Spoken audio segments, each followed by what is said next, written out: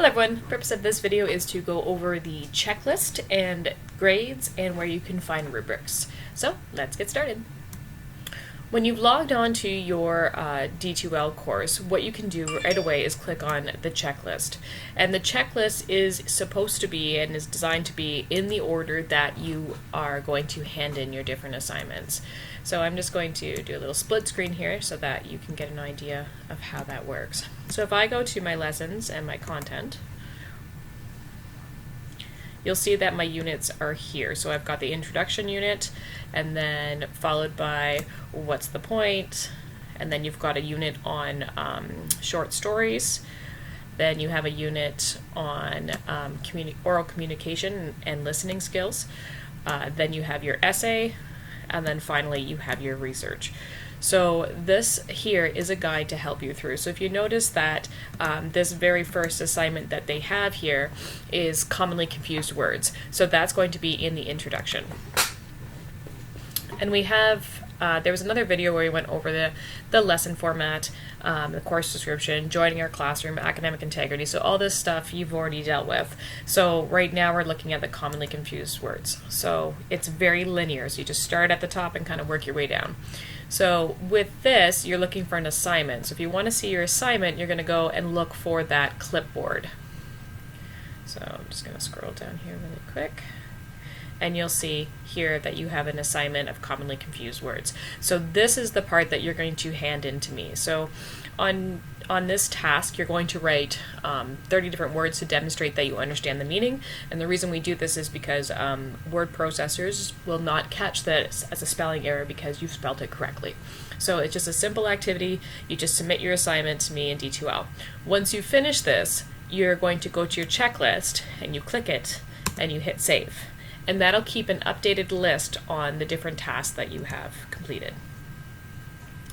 So now, if I'm looking at my next one, so I finished the commonly confused words one, so I'm going to my lessons, and I'm going to go right down to the next one. So I'm still in the introduction section, but I have this communication. And on here I can see that I'm going to be completing journal entries. So now the trigger I'm looking for is going to be a picture of a book. So that tells me what the journal entry is. And I've tried to copy and paste some of the prompts. And it's like, for example, for this one, I kind of gave you a little snippet of what it's about, but there's not enough detail on your tracking sheet to be able to successfully complete your activity. So your journal entry is here, and then you scroll down and then there's another one.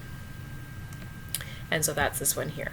So that would be the end of that task. So when you're finished those assignments, you could technically move on to Unit 1, and I would have no idea if you chose not to click on the other links in here. Another thing that you might notice is that sometimes I have extra resources. So the extra resources will not ever show up in your tests. They're basically just there to help give you a better foundation with communication. Sometimes you're going to see different icons that don't have a submission to me. So journals come to me, quizzes you do online, you have to request them. Assignments come to me, tasks do not, but they are still something that will help you throughout the course. So this is how to speak so people want to listen, and you'll notice down later on in Unit 3, this is exactly what it is that you're talking about. So this is kind of a place where we're looking at the purpose in this case, but we're using material that you need to know later on. I do not mark any of these things. You don't have to write things down. It's just, if I've watched this TED Talk, can I pull out what that main purpose is? Do I understand? How did he present this to me? So this is another one of those things where we're working on our thinking skills. The other thing that you might want to know is that there are rubrics for your assignments. So this will actually tell you how I am marking you. So when I am marking a journal entry, you'll notice that there is absolutely nothing to do with spelling, with grammar, sentence structure, etc. It all has to do with how you are learning. So are you taking what you've read in the lesson and connecting it to your prior experiences? Can you see how you can take the stuff from the lesson and apply it to new situations? Do you understand the the different definitions and the different terms that are in the lesson and how to use them appropriately, and can you do an analysis based on that. So that's what this section is all about. So your journals and the rubrics are all there for you to give you an idea of how you're being evaluated. There's also one for the paragraph. And the other thing that I wanted to show you was your grades. So the nice thing about keeping all of your grades on D2L is that you will be able to see what your mark is as you move through. So whenever you hand in an assignment to me, this will automatically change. So for example, if you hand in your first journal, which is advantages and disadvantages of written communication, you'll see a mark, but you'll also see a link to the feedback that I've provided. So I actually fill out the